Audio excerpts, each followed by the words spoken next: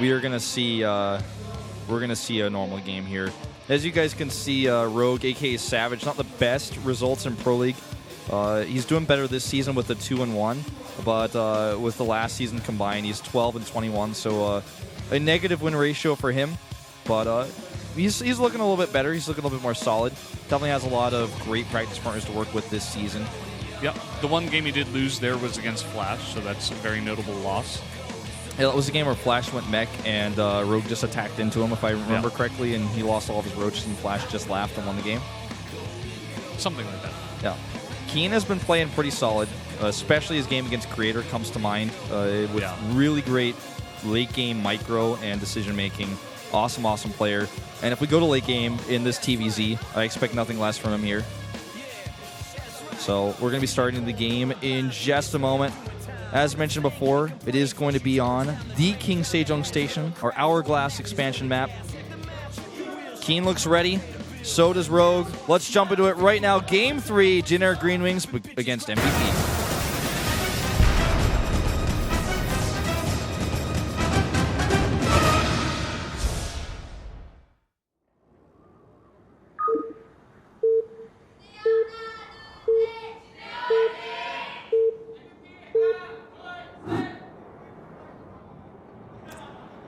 LTA는 SK텔레콤.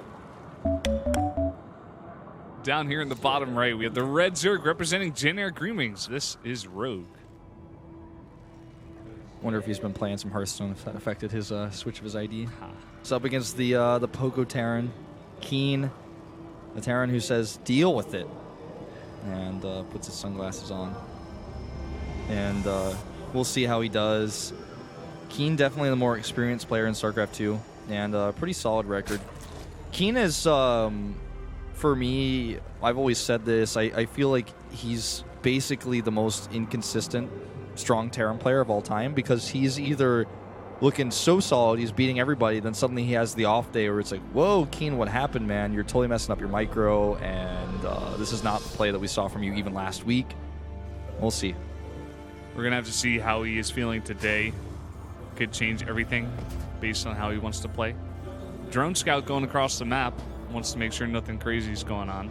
Yeah, well, after those first 2 games, I bet the coach told him, hey, I know you were planning on actually just, you know, playing a little bit more of a greedy build and keeping the drone at home like we discussed, but let's alter the build a little bit here. Send that drone across the map because do not want to get cheesed. Well, hey, you see something like 2 cheeses in a row out of a team like this, and you just got to be careful that that SCV doesn't lose it. He actually may still.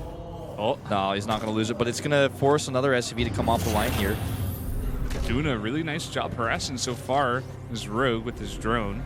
He needs to actually repair that SCV eventually. He could come in here and just one-shot it. Oh. Yeah, there's the repair. It goes up to 10. Yeah. So, little drone just being annoying. Oh, it just gets around it and killed. Oh, look at that look on Rogue's face. That was an ouchie moment. Didn't even get a single hit off on that SCV the second time. Does have his hatchery up, gets his pull up now. 1 drone down. And with the Reaper here, could see a Reaper expand. Nothing too crazy in this game. Yeah, this is more of what I was expecting. This is our newer map, the King Sejong Station. I like to call it the Hourglass map because it kind of looks like an hourglass, and the natural expansion is basically making that formation for both players. And, well, that's a funny little picture. But the scout coming in here for Keen is going to pop in here, see the gas, and then the Reaper is going to come and try to verify how much gas has been mined and if he's continuing to keep the workers in the gas or not. And we'll see what Keen's plan is, because Keen is a player who loves his Hellions. If he skips his Hellions, I'll be so shocked. Yep, would be shocking to see. We do see that barrack switch position. He's going to put down a add-on in just a second. Reaper's coming in here. Zergling's going to ward it off for now. Yeah. He's not going to really be able to get any kills. Just forcing some Zerglings here and getting all the information we can. Reactor in factory going over home, just like you said. That's why he moved that position, so he can start his Hellions here. Dance of Death, Reaper versus Zergling. Don't want to get too far forward. Now that the Queen's out, Reaper's got to go home. He was on vacation, just having a good time, shooting the hatchery. Decides he sees a big queen in his face. Queen says, "It's time to go back to real life." No, you've been having fun, but no more surfing in the Bahamas. No more surfing the No creep. more pina coladas. No more pina coladas. No more scouts for you. Yeah. Metabolic boost is on the way, and Rogue only mining the extra 4 gas, but has completely pulled out otherwise. So he's going to be able to add additional queens if he wants to. He's just going to have a much better mineral income in general. And pulled style here, we're going to see, it looks like, possible Banshee transition with the positioning of that barracks. He is scouted, though. Yeah, Rogue did see that with the Overlord. He did see the positioning of that barracks next to the starport. Going to have to assume an add-on is coming on for now. Did see also the reactor on the factory, so he's going to know those aliens are going to come out here. We'll see if Keen changes his mind with this because of the scout. He's still making the tech lab, but it could just be used for stim instead, and he could go for a drop with his Hellions. I could also definitely see one Banshee only made with no cloak, and to just continue to poke a little bit, harass a little bit, get some information, maybe even force spore crawlers. Because if you're a Zerg, if you see a Banshee, you got to think the possibility of cloak is definitely there. And he's actually going to commit to the cloak. At least he's going to show it for now. May cancel it later if an Overlord comes in. It's not that expensive of an upgrade to put out there, then cancel later. Yeah, they do. Rogue does have that Overlord there on the left side of that base, so he could possibly go in there again if he decides to. Probably going to wait just a little bit for that timing. Maybe even just keep it over there, see if he spots a Banshee coming out. Spinecrawler going up right now for Rogue as well. Never overzealous to put up a Spinecrawler against Keen and his Hellions. Keen's a type of player who, when he sees an opening for his Hellions, he's not the player who thinks, well, I might be able to get a lot of damage done, but what if I get blocked out at the ramp and then I lose all my Hellions, do nothing. Keen doesn't ever have that thought process. He just goes in. And so you got to be careful about that. There's the Overlord scout in the base. He does see that tech lab working on that starport. He's got to assume Banshee's going to be coming in. Some crawlers are being started here. 4. So basically, he's paid money to lose 4 drones. Yeah. If you want to think about it in the terms of exact minerals lost here and the cost for Rogue. So he has to make spore crawlers, though. When you scout something like this, you can't just let it go. His lair is, of course, way far away for making Overseer, so he's going to need that detection. Nice sweet spot here by Keen, picking away at some of those harvesters, trying to do what damage he can. Careful, doesn't want to be too far. Gets that cloak on. Yeah, just 3 kills, plus the spore crawlers. I mean, look at the worker count. He keeps it competitive with this, 41 to 39 right now.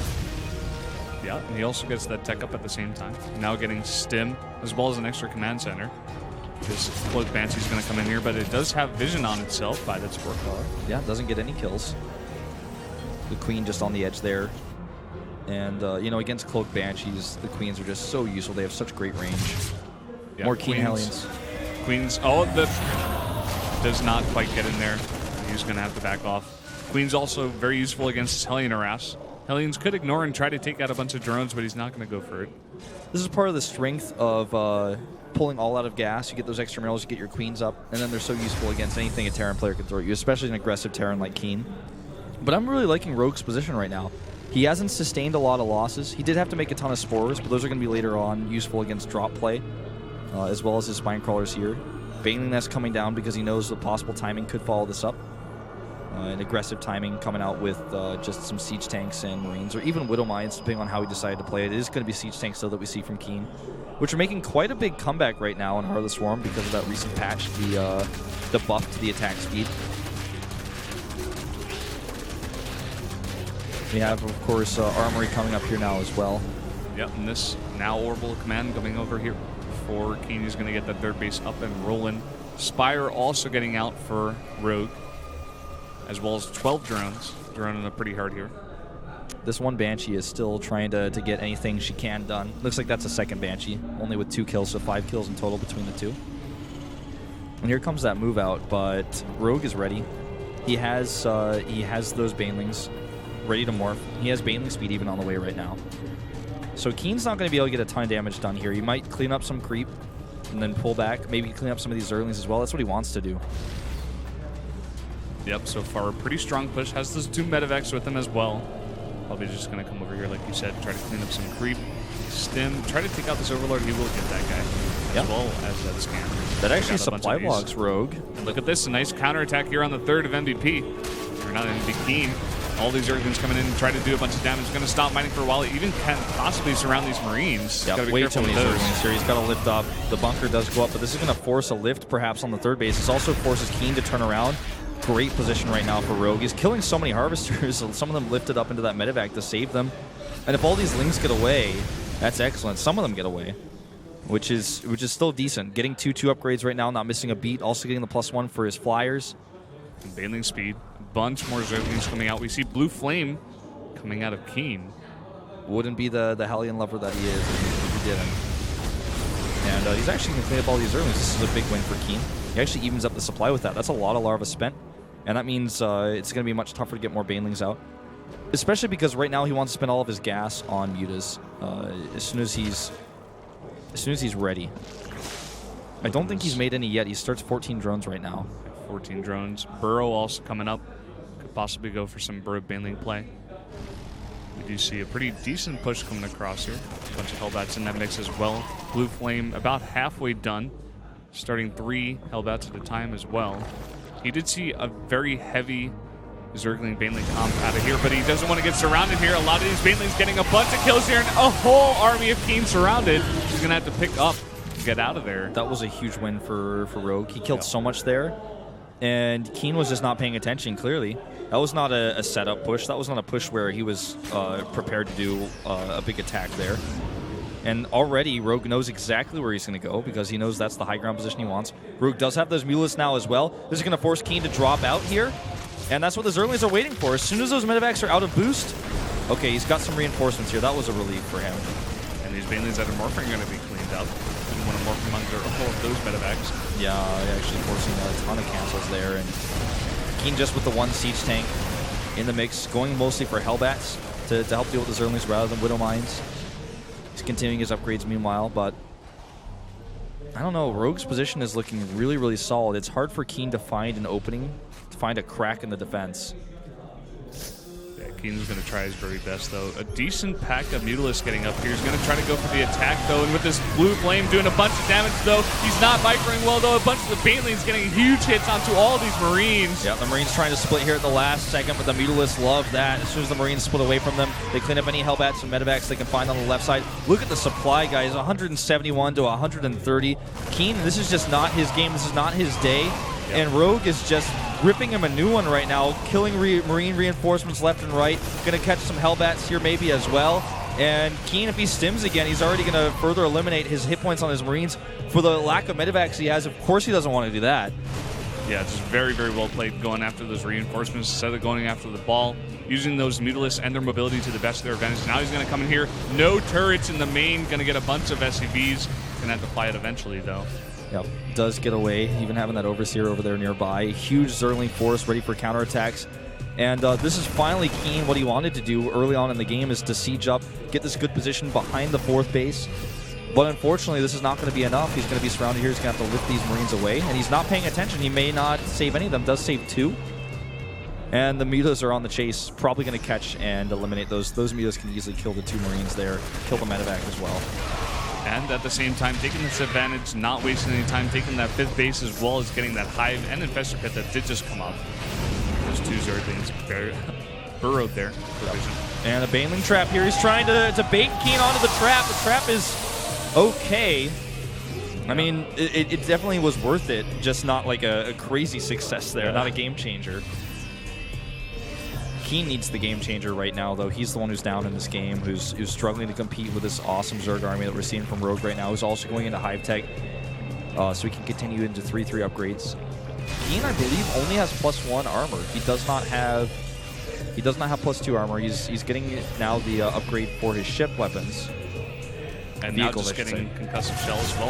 A bunch of Banelings coming in here, going to roll over a bulk of this army. The Zergling's also going to go in there, not going to commit to it just yet, but at the same time, the Mutalisks at the natural, going to probably focus down this command center. It's going to be not long for this world. Well, you know, he might be able to save it, but he's not going to get it for free. He's going to lose so many SCVs if he tries for it. Yep. And maybe in worst case scenario, he loses both.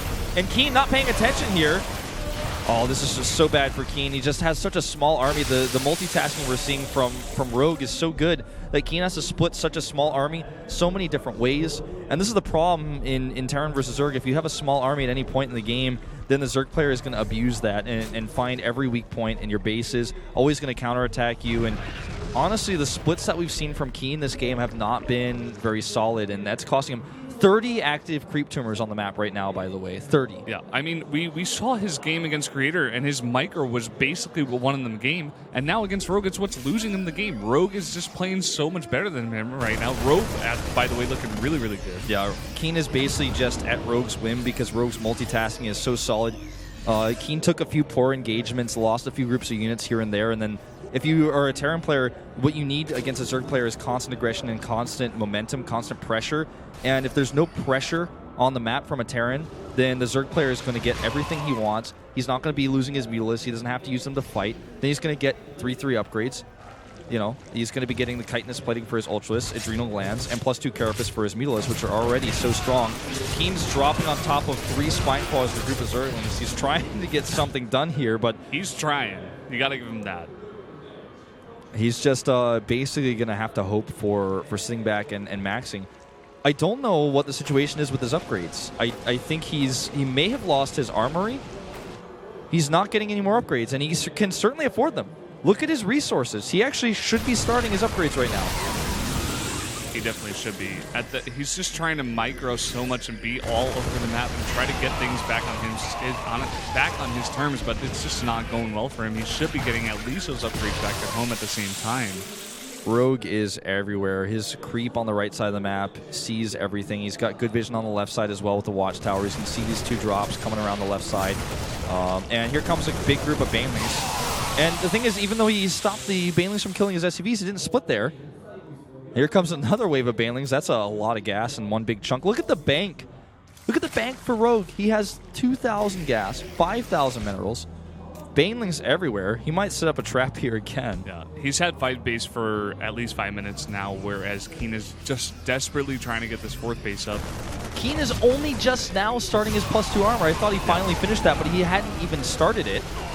That was a cool little trick to try to draw the Mutalisk fire away from his Marines, so maybe he could trade a little better. And look at his supply. He is trying to stabilize here. He's doing an okay job of it. The problem is that he doesn't have good upgrades on his units. There are 26 Banelings being morphed right now, in addition to, I think, 40 plus we have here. He's just going to roll in here and target down the Planetary. Goodbye Planetary and goodbye Marines. Again, not the best splitting here from Keen. Not the best splitting, and like you said before, Rogue can just afford to do this, morphing while he just rolls into the Planetary. It's going to take so long to even get that 4th base mining. Brewlords are morphing right now. Meanwhile, Keen is getting some damage done here to the economy. 4 Ultralists on the way. Those weren't Brewlords morphing. Those must have been Overseers. I don't know what was morphing over there. I saw it on my screen, but yeah, it was the Overseers there. And whoa, look at this. So many Changelings being morphed in here to actually confuse Keen, I guess. Trying to grab some fake Marines and split them. It's not going to work. And he actually will get this hatchery. Keen has a really strong army. There's no Infestors, of course. And the splitting here is decent, but he has to fight on creep, which is a problem. Yeah, those Banelings are so fast, able to take out so much of that army. Even that one Ultras on the back. He has morphed so many of these Overseers, man. I wonder if the Overseer is to draw the aggro from the Thors. Yeah, and I think it just adds more bulk to your army. GG. There's the GG. The Overseers there could have also just been a celebration by him, or maybe even the Changelings affect the Marine splitting, because if you try to grab a group of Marines and you're grabbing Changelings instead, that can really mess with you. I'd really like to hear from somebody who's seen this before. It's probably just a ceremony, but it could definitely have been something more. But regardless, that game was all about Rogue's multitasking and his constant knocking down of Keen's aggression.